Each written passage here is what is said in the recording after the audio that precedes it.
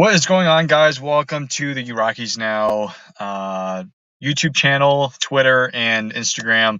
Another Rockies recap for you. Again, sorry for not being at the mic. I'm not available right now to do that. I'm kind of busy, but just decided to do the quick recap for Game 3 against the Marlins, and another loss yet again for the Rockies. And I guess instead of we'll kind of do a recap, but really I just want to share my thoughts on what's going on with the Rockies. And again, hopefully, Tom and I do a podcast soon because we haven't done a podcast episode in the last 2 or 3 weeks. Jacob Stallings, he got that 3-run home run, which was great to see. Really should have been his second home run of the year, but he got his first home run of the season. So that was good. That was a nice home run there. I thought Lambert, of course, he kind of gave up those 2 runs early, I think in the second inning. But other than that, Lambert was okay. The pitching today was fine, I thought. Just that offensively it is just not clicking. It's not showing up at the ballpark. And as someone said today, the Rockies they entered the year knowing that they needed to fix their strikeout rates, right? They know that they need to stop striking out, right? I mean, everyone knows that. And, it just and we're still striking out. I mean, the Rockies are, I think, one of the worst teams, if not the worst team in baseball when it comes to strikeouts. Like, they're striking out a lot. I forget how many times they struck out in the series, but I think it's in the 30s. In just 3 games, the Rockies struck out over 30 times, something like that. And then, in Mexico, the Rockies were not good at all with runners in scoring position, and that's 2,000 feet, at least 2,000 feet higher than mile high altitude, which is 5,280 feet.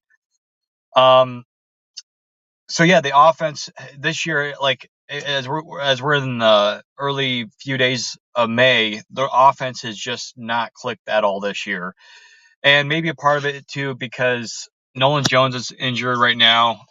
Chris Bryant is obviously injured as well, and those are 2 guys that you need in the lineup to provide some power and some offense to your team. But it's just it's not working, which is very frustrating and very upsetting for a lot of us. And I was thinking about this today, and I guess I'll say it. The Rockies, we know their record. There comes a certain point when somebody needs to be let go. I'm sorry, you never want to see somebody get fired. You never want to see somebody lose their job. That's the worst feeling in the world. And I've seen it many times. I've known people that have gotten fired, they've gotten let go, and it really hurts them. It's very painful. But at what point do the Rockies make a decision and say, "Hey, man, whether it's a coach or whoever, and I'll say this: I don't think all the problems are Bud Black's problems. It's his fault. That's what I mean. I think Bud Black has done a decent job as manager, but I will say that there are some things that he hasn't been perfect on, and we all know that. I mean, I'm sure you guys are watching. You guys are shaking your head that, yes, Bud Black has his problems. And, Bud, he's a great manager in certain situations. But at what point do the Rockies continue losing and they say, you know what, you're still our manager? The Rockies, again, I still think Bud Black has been one of the better managers in Rockies history, but there comes a point when you need to say, okay, something needs to change. Like, we hate to fire you, but we have to do something. We want to prove to the Rockies fans that we want to win. We want to turn this thing around. And I know, I'm not sure, but there could be a possibility Warren Schaefer could be the next Rockies manager should Bud Black come back. As a matter of fact, I know some people were asking me if Bud Black has been extended. I don't believe so. There were talks about it, I think, during spring training that there was going to be some sort of extension, which never happened, and at this point might not happen. I mean, the Rockies very well, we don't know, but the Rockies could very well fire Bud Black if this thing continues. So this is a conversation for a different time, but there has to come a point when the Rockies say enough is enough. We need to do something about it, whether it's firing a hitting coach, a pitching coach, or the manager. Something needs to happen. And again, this is a rebuild. I mean, the Rockies are not going to, like we've stated since day one of the season, this is going to be a rough year for the Rockies, but there has to be some sort of decision making. There has to be some sort of shakeup within the organization, saying, you know what, we need to have somebody else take the reins, right? And again, not necessarily a knock on Bud, but it just something needs to be changed, right? And I think we all can agree with that. I think the Rockies have the day off tomorrow. If somebody knows in the comments, make sure let me know. I want to say they do have the day off tomorrow, but I might be wrong. But the next up, the Rockies will be playing against the Pittsburgh Pirates.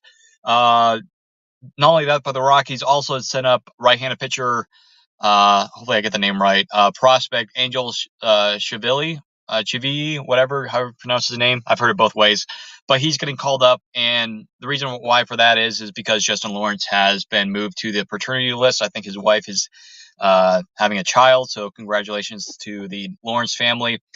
But yeah, so that's basically what's been going on for the Rockies. Again, apologies for the audio. It's not the greatest. I'm in my car right now, as you can see.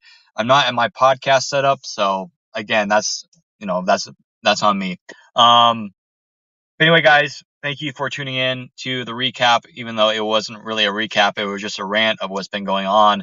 But yeah, it's been rough, and like I mentioned on our Instagram today, this is probably the lowest point ever been, as I've been as a Rockies fan. This has been extremely tough for me and for Tom especially. I mean, I don't know how Tom does it. He's a fan of the White Sox and Rockies, and those are the two worst teams in baseball. So I don't know how he does it. You know, he's a beast. So, um, yeah, it's just like I'm ready to see something from the organization to say, hey, we want to turn this thing around as fast as we can, and we want to get to the postseason in the next few years. But right now, I just like it's not very promising right now. And I know the prospects are coming. Zach Bean, I think, hit a home run today, so that was good.